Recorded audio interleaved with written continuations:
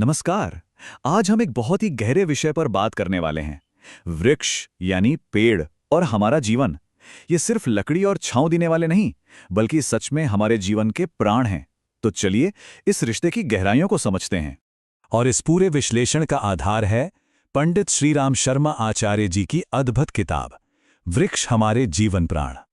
हम इसी किताब के ज्ञान को आपके सामने रख रहे हैं।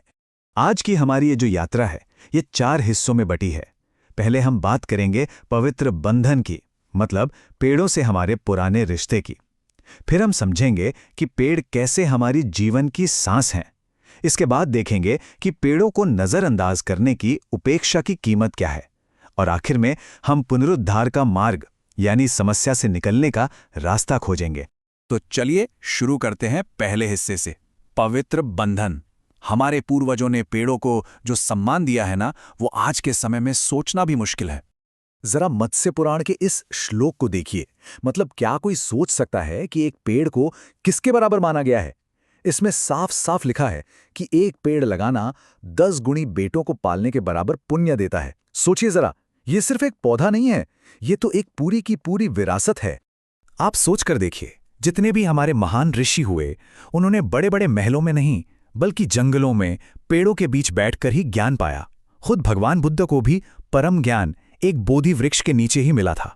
ये पेड़ बिना कुछ मांगे, बिना किसी से पूछे अपने पत्ते, फूल, फल, छाया सब कुछ हमें दे देते हैं। महाभारत में तो ये तक लिखा है कि अगर किसी के संतान ना हो तो पेड़ ही उनकी संतान। तो ये तो हुई पुरानी मान्यताओं की बात। अब देखते हैं कि आज का विज्ञान, हमारी साइंस इस बात को कैसे सच साबित करती हैं। ये वो जगह है जहां साइंस और स्पिरिचुअलिटी एक हो जाती हैं। तो सवाल ये है कि आखिर पेड़ ऐसा करते क्या हैं? वो कौन सी साइंटिफिक चीज है जो उन्हें हमारे लिए इतना जरूरी बनाती है, जिसके बिना हम जिंदा ही नहीं रह सकते? और इसका जवाब है फोटोसिंथेसिस। ये कुदरत का एक करिश्मा है। मतलब जो जहरीली हवा हम सांस के बाहर छोड़ते हैं, यानी कार्बन डाइऑक्साइड, पेड़ उसे अपने खाने की तरह इस्तेमाल करते हैं और बदले में हमें क्या देते हैं? वो ऑक्सीजन जिसके बिना हम 1 मिनट भी नहीं जी सकते। है ना कमाल का सौदा? इसीलिए तो पेड़ों को धरती के फेफड़े कहते हैं। अच्छा, अगर हम एक पेड़ की सेवाओं की कीमत लगाने की कोशिश करें, मतलब पैसों में, तो अंदाजा लगाइए ये कीमत कितनी होगी। वैज्ञानिकों ने हिसाब लगाया है और ये आंकड़ा आपको चौंका देगा। एक अकेला पेड़ अपने 50 साल के जीवन में करीब करीब 15 लाख रुपए की सेवाएं हमें मुफ्त में देता है। जी हां, आपने सही सुना, 15 लाख।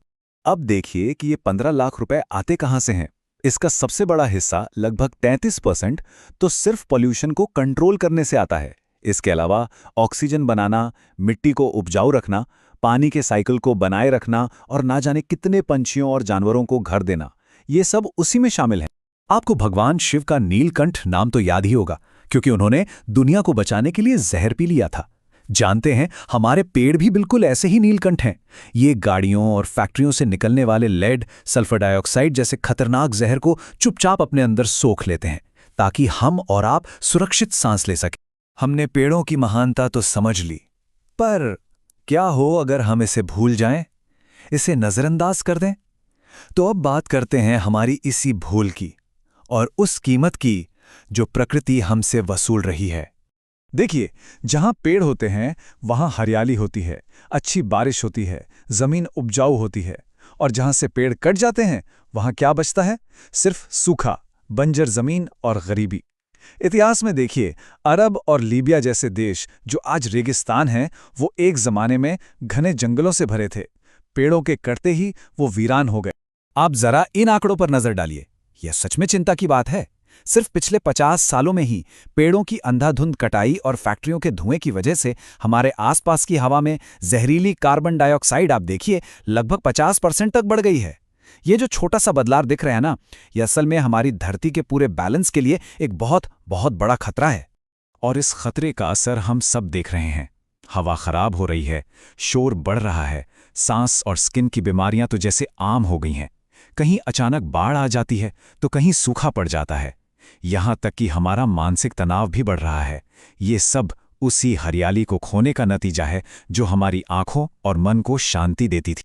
लेकिन घबराने की बात नहीं है, अभी भी वक्त है, हम चीजें ठीक कर सकते हैं।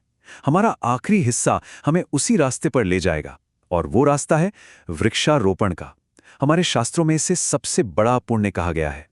जब हम एक पेड़ लगाते हैं तो हम सिर्फ एक पौधा नहीं लगाते, हम बारिश को बुलाते हैं, हम मिट्टी को बहने से रोकते हैं, हम मौसम को ठीक करते हैं और न जाने कितने पंछियों और जानवरों को एक नया घर देते हैं। ये एक ऐसा काम है जिसका फायदा एक दो दिन नहीं बल्कि पीढ़ियों तक मिलता है। तो हम कर क्या सकते हैं? शुरुआत अपने घर से कीजिए। घर के आसपास, खेतों में, पानी के पास पेड़ लगाइए। हर गांव में छोटी छोटी नर्सरी बना सकते हैं ताकि पौधे आसानी से मिलें। हमें अपनी पुरानी परंपराओं जैसे हरियाली अमावस्या पर पेड़ लगाने की आदत को फिर से जिंदा करना होगा। इसे एक काम नहीं बल्कि एक त्योहार बनाना होगा, एक पवित्र जिम्मेदारी समझना होगा। और अंत में महाभारत का ये श्लोक सुनिए, ये हमें हिम्मत देता है। ये कहता है कि जो इंसान पेड़ लगाता है उसे सिर्फ इस दुनिया में ही नहीं बल्कि मरने के बाद भी अच्छा फल मिलता है। वो अपनी आने वाली और अपने गुजरी हुई दोनों पीढ़ियों का भला करता है। इसीलिए पेड़ जरूर लगाने चाहिए। तो आज की इस सारी बातचीत का सार क्या है? सार बस इतना है कि एक पेड़ लगाना सिर्फ एक काम नहीं है, ये सबसे बड़ी सेवा है, ये परमार्थ है। ये एक ऐसा यज्ञ है जो न सिर्फ हमारे आने वाले कल को संवारता है बल्कि हमारी आत्मा को भी शांति देता है।